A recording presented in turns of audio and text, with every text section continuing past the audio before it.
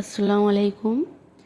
এটা chicken biryani recipe আপনাদের সঙ্গে আজকে শেয়ার করব।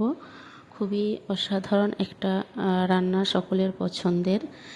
সঠিক দমসহ কিভাবে বিরিয়ানিটা বানালে একদম পারফেক্ট হবে সেটাই এখানে আমি শেয়ার করেছি। একটু সময় দিয়ে সম্পূর্ণ রেসিপিটি দেখে নিন। বিরিয়ানিতে সাধারণত ভাতটার আলাদা একটা স্বাদ আসে এবং মাংসটার আলাদা একটা স্বাদ আসবে এবং আলুটার একটা অন্যরকম স্বাদ হবে। তিনটে মিলিয়ে খেতে অসাধারণ লাগে। তো সেটাই এখানে শেয়ার করেছি। 100% গ্যারান্টি দিয়ে বলতে পারি, এইভাবে বানালে আপনাদের বিরিয়ানিটা খেয়ে কেউ বদনাম করতে পারবে না। সবাই আপনার প্রশংসায় পঞ্চমুখ হয়ে যাবে। ভীষণ মজার একটা রেসিপি। এখানে দেখতে পেয়েছেন আমি আলুটা ভালোভাবে ধুয়ে পরিষ্কার করে নিয়ে একটু নুন আর জাফরান মাখিয়ে ঢাকা দিয়ে আধ ঘন্টার জন্য রেখে দিয়েছি।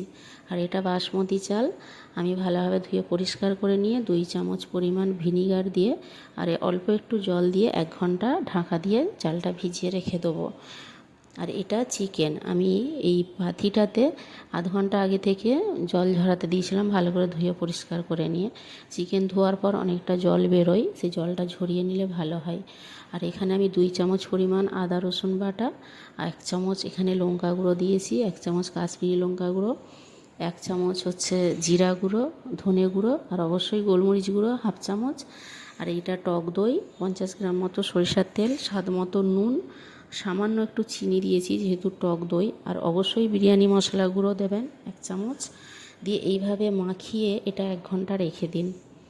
এটা যত ম্যারিনেশনটা ভালো হবে চিকেনটার টেস্টটা খুব ভালো হবে। তবে যে মশলাগুলো দিলাম এই মশলাগুলো অবশ্যই দেবেন, দিয়ে এইভাবে মাখিয়ে রেখে দেবেন। আর এখানে আলুটা আমি 15-20 মিনিট ধরে কড়াতে ভেজে নিলাম।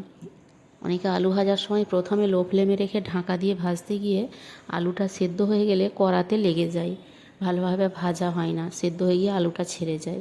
তো কী করবেন, আলুটা প্রথমে হাই ফ্লেমে 10 মিনিট ভেজে নিয়ে তারপরে ঢাকা দিয়ে লো ফ্লেমে 10 মিনিট ভেজে নেবেন, দেখবেন ভালো করে লাল লাল ভাজাও হয়ে যাবে, অথচ ভাজার সঙ্গে আলুটা সেদ্ধ হয়ে যাবে। আর এখানে যে ম্যারিনেশন করা ছিল চিকেনটা, পেঁয়াজটা লাল করে নিয়ে চিকেনটা প্রথমে হাই ফ্লেমে 10-15 মিনিট মতো কষিয়ে রান্না করব। আর এখানে কিন্তু আমি 1 ফোঁটাও জল ব্যবহার করব না। শেষের দিকে ঢাকা দিয়ে দেবো, জল বেরিয়ে যাবে, তারপরে আবার কষে কষে 5 মিনিট, মোট 20 মিনিট ধরে রান্না করে চিকেনটা নামিয়ে নেব। আর এটা হচ্ছে বিরিয়ানির জন্য। জল ফুটে গেলে গোটা গরম মশলা, নুন আর সামান্য পরিমাণ চিনি দিয়ে যে চালটা ভিজিয়ে রাখা ছিল সেই চালটা আমি দিয়ে দিলাম। দিয়ে এই যে চালটা দিয়ে ঢাকা দিচ্ছি, এ ভাত হওয়া পর্যন্ত ঘড়ি দেখে দেখবেন 14-15 মিনিট সময় লাগবে, তার বেশি সময় লাগবে না। আর তার কম সময়ে নামিয়ে নিলেও খুব শক্ত রয়ে যাবে। এইটা হচ্ছে পারফেক্ট সময়। দিয়ে ভাতটা হয়ে যাবে 90% মতো, এখানে আমি ফ্যানটা ঝরিয়ে নেব।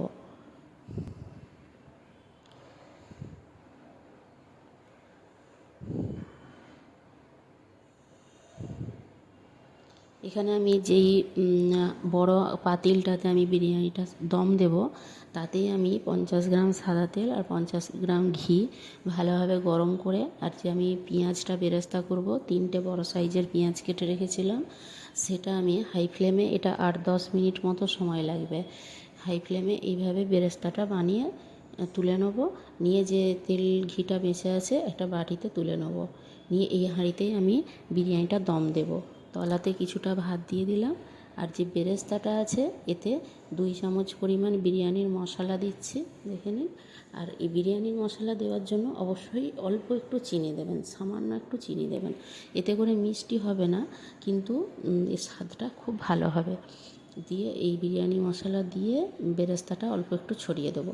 আলুটা দেখুন কি সুন্দর সেদ্ধ হয়ে গেছে, আলুটা দিয়ে দিলাম। আর এটা হচ্ছে লিকুইড দুধ, আমি ফুটিয়ে ঠান্ডা করে রেখেছিলাম, অল্প করে একটু দুধ ছড়িয়ে দিলাম, তার উপর থেকে অল্প একটু ভাত ছড়িয়ে আবার ওই বেরেস্তাটা উপর থেকে ছড়িয়ে দিলাম, একটু দুধ ছড়িয়ে দিচ্ছি, আবার আলু আর ওই চিকেন কষাটা উপরে এইভাবে দিয়ে দেবো পাট পাট করে।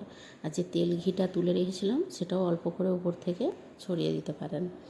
আর এটা হচ্ছে আলু বোখরা, আলু বোখরা দিলাম, আর এটা খোয়া ক্ষীর।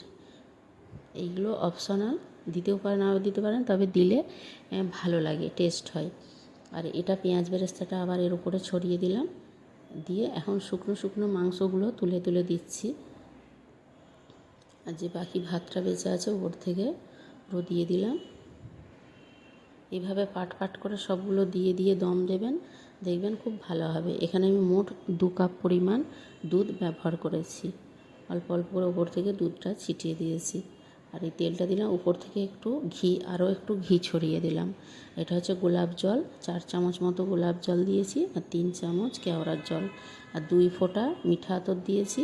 আর 1 কাপ দুধে জাফরানগুলো রেডি করে রেখেছিলাম সেটা দিয়ে দিলাম।